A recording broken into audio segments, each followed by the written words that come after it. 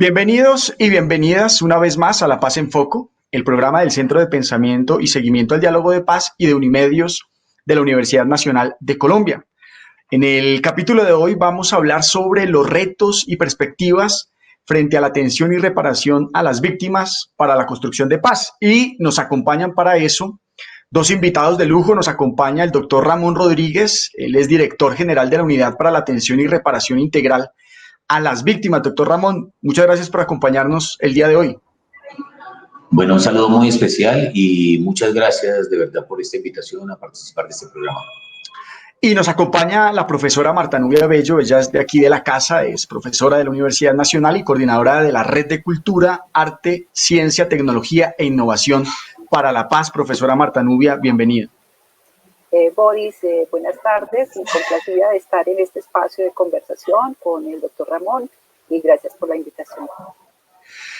Bueno, uno de los retos más importantes para avanzar en la construcción de paz en nuestro país es asegurar a las víctimas del conflicto armado la implementación de una serie de acciones que garanticen medidas efectivas para el goce pleno de sus derechos, sobre todo en lo que tiene que ver con el acceso a la verdad, a la justicia, a las medidas de reparación integral. Y si bien es cierto, se han hecho avances significativos, sobre todo desde la entrada en vigencia de la famosa Ley 1448, la Ley de Víctimas y Restitución de Tierras, siguen en todo caso existiendo una serie de retos y tareas complejas por superar, sobre todo porque en los territorios hay dinámicas sociales y políticas asociadas al asesinato de líderes sociales, a la emergencia de nuevas victimizaciones, a violencias regionales, que hacen que esta sea una tarea pues mucho más compleja.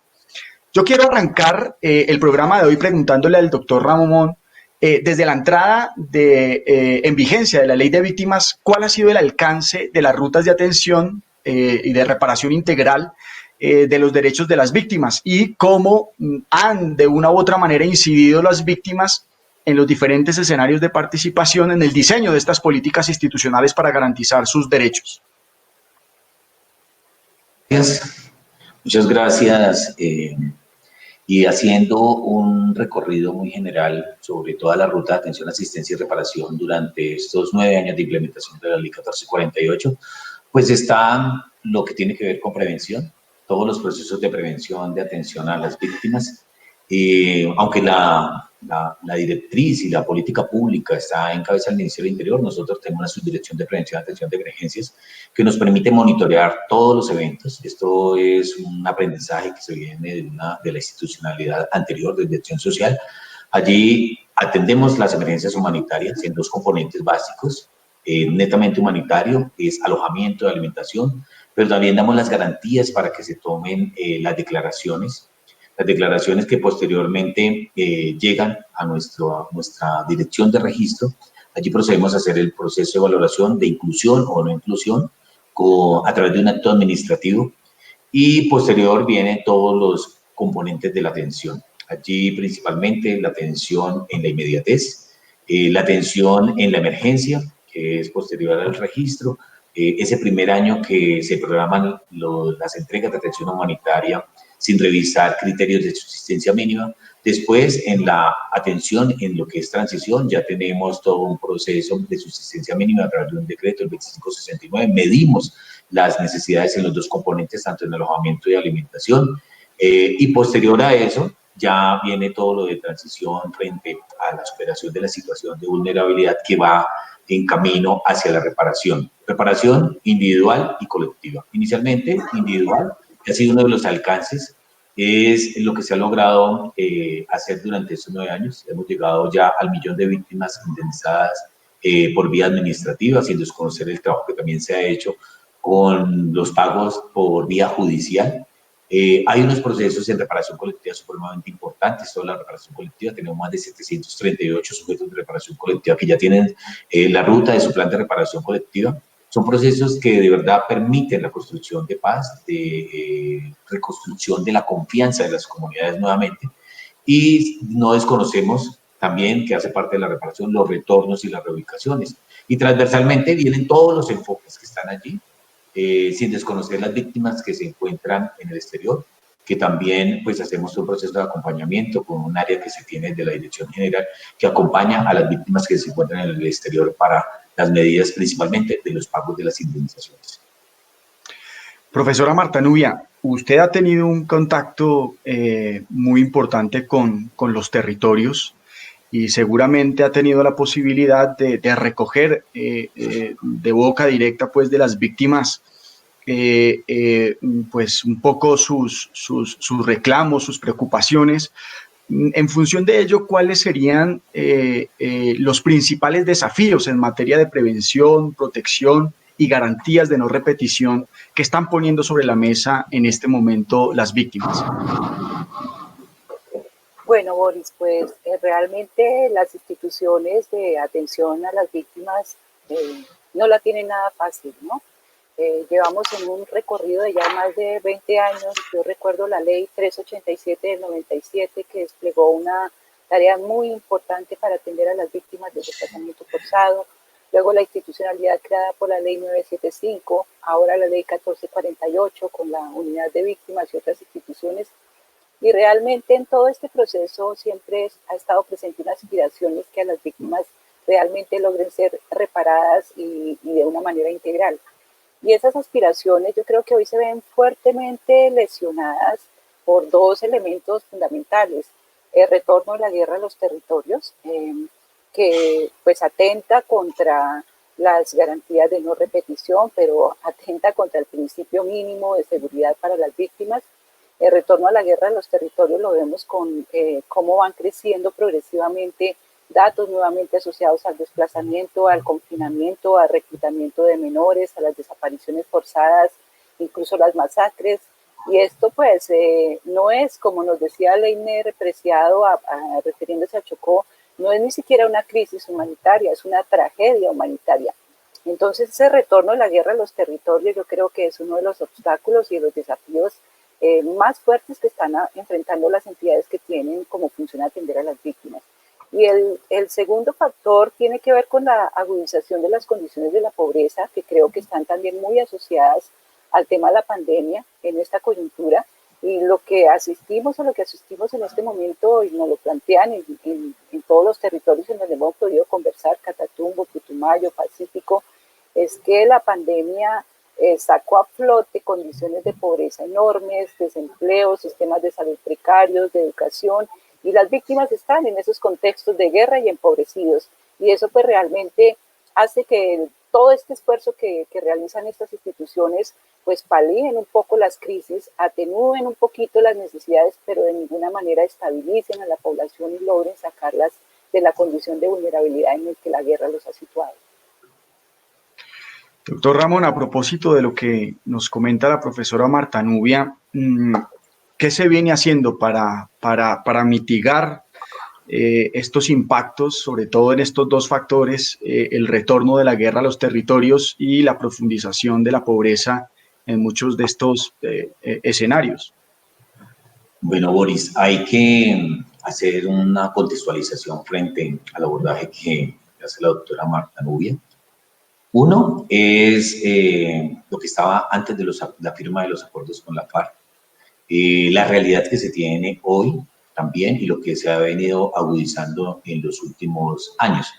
Lo primero, pues veníamos en unos procesos del año 2003, cuando fueron los procesos más grandes y uno lo identifica a través del registro único de víctimas, porque cuando suceden los hechos victimizantes, ahí en la misma proporción no aparecen en el mismo año, 2 años posteriores, cuando las víctimas tienen la oportunidad de colocar su declaración y manifestar lo que les ha pasado. Se firmaron los acuerdos con la FARC. En un momento se pensó de que, pues, que todo iba a ser total calma. Sí se bajaron en su momento, pero, por ejemplo, en el 2019 volvimos a tener 88 eventos masivos, de los cuales 68 fueron desplazamientos, 20 confinamientos, que afectaron a 50.000 personas en estos dos hechos victimizantes. Pero, ¿qué ha sucedido? Sabemos, hoy en el año 2020 ya llevamos 36 eventos masivos que han afectado a 4.000 familias y fácilmente 12.000 personas. Se siguen presentando hechos victimizantes. Todos los hemos logrado atender en coordinación por una experiencia que ya se ha tenido, pero más allá de la Coordinación para la Atención de la Emergencia Constante de Contingencia es los escenarios de prevención que se puedan generar allí con todas las alertas tempranas. El año pasado fueron 69 alertas tempranas, todas fueron acompañadas. Nos toca fortalecer todos los temas de prevención nuevamente para todos los territorios, y en el marco de la pandemia, lo que dice la doctora Marta Nubia es muy cierto, se ha agudizado en estos momentos víctimas que habíamos apoyado con procesos en temas de restablecimiento de sus derechos a través de generación de ingresos, proyectos de esquemas especiales de acompañamiento no han podido volver. Por eso, víctimas que ya tenían superada la subsistencia mínima iban encaminadas a la superación de la situación de vulnerabilidad, han tenido un retroceso. Ahí estamos volviendo a hacer unos temas de revisar bajo los esquemas de subsistencia mínima para poder llegar con esos mecanismos de atención humanitaria. Eso es una realidad, se está viviendo en los territorios. Nosotros pues permanente estamos en todos los territorios a través de nuestras 20 direcciones territoriales y sabemos la situación que se está presentando. Por eso avanzamos y adelantamos los pagos de atención humanitaria de todos los meses hasta el mes de julio, que ya llegamos. Ahorita estamos revisando para ver otra colocación de atención humanitaria, porque la gente y las víctimas están reclamando es lo básico, la alimentación, lo que necesitan para comer en el día de hoy. Nos están pidiendo también el pago de las indemnizaciones. Logramos pagar 61.000 indemnizaciones con una inversión de más de 420.000 millones de pesos. Estamos entregándolas, pero el enfoque reparador de la indemnización no se puede volver un tema necesariamente para cubrir unas necesidades básicas, pero estamos en este momento, el enfoque reparador no se puede perder de esos pagos de las indemnizaciones y sin desconocer las otras medidas, porque a veces las víctimas solamente se nos focalizan en el pago de la indemnización, el recurso económico, pero se les olvidan las medidas complementarias que hacen parte de la reparación integral. Ahí estamos y hemos estado haciendo unos ajustes para poder garantizar la participación de las víctimas a través de estas plataformas, a través de los medios virtuales, pero hay unos procesos que necesariamente necesitan la presencia de las comunidades, poder trabajar con ellos, como son los procesos de reparación colectiva, retornos de reubicaciones, la atención psicosocial, que es muy difícil brindarla a través de estas plataformas virtuales. Ahí estamos innovando, revisando qué podemos hacer para avanzar en cada uno de los procesos que hacen parte de la ruta de atención, asistencia y reparación. Profesora Marta Nubia, sin lugar a dudas, pues son muchas las acciones que viene desarrollando particularmente la UARIF, pero como ustedes mismos lo han planteado, la victimización, los hechos de victimización han sido de tal magnitud que pareciera que estas acciones se quedan cortas. ¿Cuáles son, profesora, particularmente las exigencias, los reclamos que hacen las víctimas en este momento al Estado? Pues mira, Boris, yo te hablo fundamentalmente desde lo que he podido escuchar de víctimas que están situadas en territorios bastante complejos en este momento. Y yo creo que la demanda fundamental es de seguridad. Te hablo desde reclamos que he escuchado en Putumayo, como te dije hace un momento, o en Catatumbo, o en todo el Pacífico colombiano, donde las víctimas sí habían tenido un respiro y sienten que la guerra vuelve a amenazarlos, vuelve a amenazar la integridad de sus hijos e hijas, vuelve a exponerlos de nuevo a perder el poquito de estabilidad que lograron. Entonces yo diría que en primer lugar hay un grito pidiendo seguridad, clamando paz. Recordemos que las víctimas lo plantearon en distintos escenarios, la mejor reparación es la paz, y creo que ese sería como una demanda, pero desde luego está lo básico que ya mencionaron, que ya mencionó anteriormente desde la unidad, está lo básico y son todavía reclamos de vivienda, de alimentación, de ingresos. Es una situación muy precaria y uno lo entiende. Tenemos un universo de más de 9 millones de víctimas, tenemos más de 7 millones de víctimas contempladas como sujetos individuales y colectivos de reparación. A esa demanda entiendo que la unidad ha podido atender algo más de 1 millón de víctimas, luego hay muchas que están a la espera de atención todavía. Creo que ahí también depende de dónde te ubiques, en qué territorio te ubiques. Algunas víctimas están esperando, por ejemplo, que se cumplan también algunos de los acuerdos, de los puntos firmados en los acuerdos de La Habana, porque eso se traducía en mejores condiciones de vida, por ejemplo, con la sustitución voluntaria de cultivos ilícitos, asociada también a una conflictividad enorme en muchas regiones.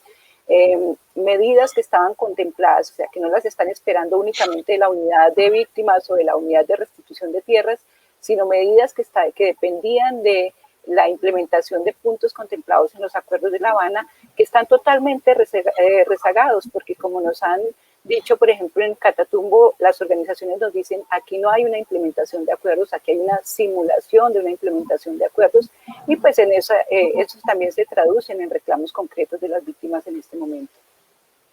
Doctor Ramón, a propósito de los acuerdos de paz, uno de los componentes más importantes es precisamente el sistema integral de verdad, justicia, reparación y no repetición. Y la centralidad que tienen las víctimas. Mucho se ha dicho que las víctimas son el corazón del acuerdo. ¿Cuáles son las funciones y el trabajo de articulación que ha hecho la UARIB con el sistema y cómo avanzan particularmente los planes integrales de reparación colectiva como San Onofre, Itaongo, La Escombrera, donde se presume la existencia de fosas comunes de personas dadas por desaparecidas? Bueno, lo primero, en ese marco del cumplimiento de los acuerdos, tenemos varias acciones. Una es la articulación con los municipios PEDET para que esos planes de desarrollo económico territorial tengan un cumplimiento. Allí la articulación ha sido total en cada uno de los componentes de la ruta. ¿Por qué la articulación con esos 170 municipios PEDET? Porque el 33% de la población que vive en esos 170 municipios es población víctima que está en el registro. Aproximadamente 2.400.000 personas víctimas están en esos 170 municipios PEDET, y allí hemos logrado una articulación para que se cumpla con los planes de desarrollo con el enfoque territorial, pero también que se cumpla con la ruta de atención, asistencia y reparación, incluyendo la reparación colectiva, donde más del 50% de los sujetos de reparación colectiva están en esos 170 municipios PEDET. Ha sido una articulación total con la consejería para que podamos tener una sola hoja de ruta que nos permita avanzar en cada uno de los procesos. Adicional a eso, también lo tenemos con el sistema de verdad, justicia, reparación y garantías de no repetición. La unidad pues tiene unos años de creación con anterioridad a este sistema. Ha sido un proceso de articulación con la JEP, con la Comisión de la Verdad, con la Unidad de Búsqueda de Personas Desaparecidas, con el propósito de ¿qué? De suministrar la información. Nosotros tenemos más de 280.000 cajas de archivo que estamos sistematizando y que le han servido, y siempre le hemos compartido la información como un insumo fundamental para la verdad, la justicia, la reparación y articularnos con el sistema. Somos los 4 que estamos en este momento trabajando. Tenemos una ruta establecida con cada una de las entidades, y lo que nos permite es principalmente generar memoria, seguir avanzando en cada uno de los procesos, de reparación colectiva que se tiene, y principalmente yo también quiero aprovechar para hacer un contexto muy rápido. El desfinanciamiento de la ley sale de una sentencia de unificación del año 2013, cuando nos dice hay que indemnizar el hecho victimizante de FEMA, el desplazamiento, y el desplazamiento es más del 90%, está como en el 94% del registro único de víctimas, lo cual desbordó toda la capacidad. Desde ahí venimos arrastrando este déficit presupuestal, lo cual, como lo manifiestan las cifras, hemos llegado a 1 millón de víctimas indemnizadas, no reparadas integralmente, porque hay otras medidas que hacen parte de la reparación integral, y hemos logrado avanzar en estos 20 meses, que ha sido un impulso que le hemos colocado, en 23 meses que lleva el presidente Iván Duque. Hemos logrado encerrar sujetos de reparación colectiva, no por cerrarlos, sino por darle cumplimiento a ese plan de reparación colectiva. Hemos cerrado 20 sujetos de reparación colectiva, en 8 años solamente se han cerrado 3 sujetos de reparación colectiva. ¿Qué nos piden los sujetos de reparación colectiva? Y tiene que ver mucho con lo que manifestaba la doctora Marta, es no nos dejen solos. El acompañamiento es fundamental, el acompañamiento no solamente de la unidad para las víctimas, sino el acompañamiento institucional. Y es por eso tan importante toda la articulación de ese sistema, de ese gran sistema de atención a la población víctima, para que le puedan dar respuesta a las necesidades que ellos tienen. Profesora Marta Nubia y doctor Ramón, esta semana conocimos esta lamentable noticia del abuso de una niña de la comunidad de Embera Chamí por parte de un grupo de militares. Y yo quiero preguntarles, pues, primero su opinión al respecto, pero sobre todo cuáles deben ser los ajustes en términos del trabajo que desarrollan las instituciones del Estado en las rutas de atención y de garantía, pues, de los derechos de las víctimas, y particularmente de las víctimas de comunidades indígenas, de las mujeres y sobre todo de las personas de especial protección, los niños, las niñas y adolescentes. Boris, sí, la violación de esta niña, lamentable, repudiable, también nos muestra que no es un caso aislado, ¿no? En estos pocos días hemos conocido de nuevos casos. Cuando estuve vinculada al Centro Nacional de Memoria Histórica, era recurrente escuchar violaciones y abusos de actores armados legales e ilegales, y yo creo que realmente el país todavía no sabe las dimensiones de lo que esto ha implicado en todo el territorio, y de lo que sigue sucediendo. Es inadmisible que las fuerzas militares encargadas de proteger a estas comunidades sean responsables de la violación, de las violaciones de estas niñas y de los abusos.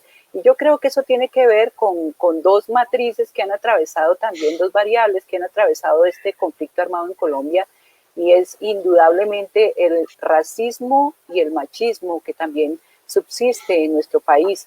Esas estructuras que hacen que quienes ingresan, por ejemplo, a las fuerzas militares y a los grupos armados ilegales, se formen en esas maneras del poder, de ejercer el poder, que desprecian, que niegan los derechos de las poblaciones indígenas, que desprecian, que niegan los derechos de las mujeres.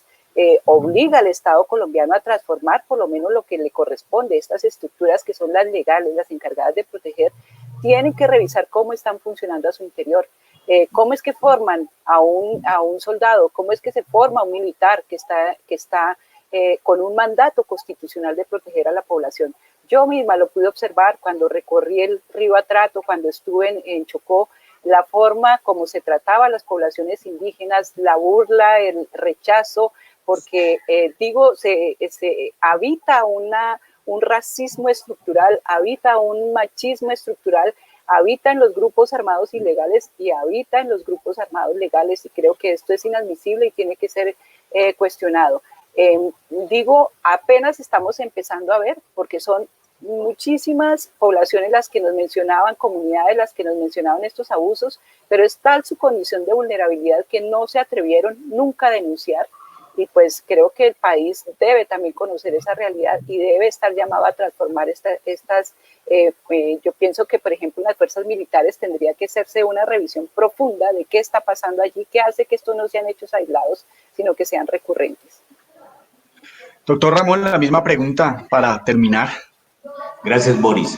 Lo primero, pues, es un hecho repudiable que no se puede permitir y que de verdad desde la Unidad para las Víctimas rechazamos totalmente. Aquí nos demuestra todos estos reprocesos que se han tenido. O sea, la guerra por más de 50 años utilizaron la violencia sexual y el acceso carnal violento en muchas comunidades. Tenemos en Bajo Calima también, cómo amenazan a las mujeres los actores ilegales.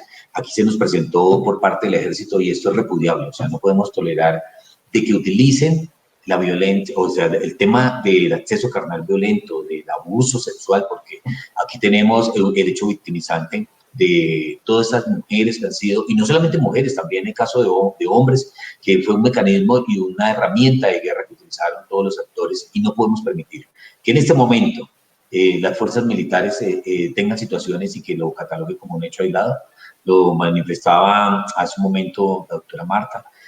Cuando uno se sienta a escuchar a las comunidades cómo utilizan esta herramienta, es una herramienta de guerra frente a las comunidades, principalmente a las comunidades indígenas, pero también ante los campesinos, el hecho de entrar a violar al esposo delante de toda una familia para que se den cuenta del poder que tiene el grupo, de acceder carnalmente y de forma involuntaria a las niñas en cada una de las comunidades. Y en unos temas, para ejercer el confinamiento, ejercen el temor, porque hay casos en los cuales las mujeres, después de que accede un hombre, que no es su esposo, pues se termina totalmente ese núcleo familiar, y lo tenemos en el Bajo Calima. Entonces las mujeres no salen ni a ejercer sus temas de recolección de frutos, ni al tema de agricultura, por un solo temor generalizado por un actor ilegal. Entonces, ni de un lado ni del otro lado lo toleramos. Me parece que tiene que llegar hasta las últimas consecuencias este tipo de situaciones, y tenemos que seguir documentando, porque cuando uno revisa y se sienta con las comunidades a revisar, y con todas las mujeres víctimas de violencia sexual, hombres y población LGTBI también, encuentra que esto ha tenido un contexto totalmente diferente al que de pronto conocemos muchos de los colombianos. Entonces yo creo que eso tenemos que revisarlo y rechazarlo y repudiar totalmente esos tipos de hechos de violencia, especialmente contra las mujeres y, como lo manifestaba también, contra esos grupos que son de especial protección, como los niñas, los niños y los adolescentes. Así es, efectivamente, en el caso de la institucionalidad del Estado y del Ejército, esto requiere una reforma profunda de la doctrina militar. Lamentablemente, el tiempo se nos agotó. Nos quedan muchísimos temas en punta. Esperamos que los dos nos acepten nuevamente una invitación a seguir desarrollando estos temas. Al doctor Ramón y a la profesora Marta Nubia, agradecerles por acompañarnos el día de hoy y a nuestros televidentes por seguir La Paz en Foco. Nos vemos en un próximo capítulo.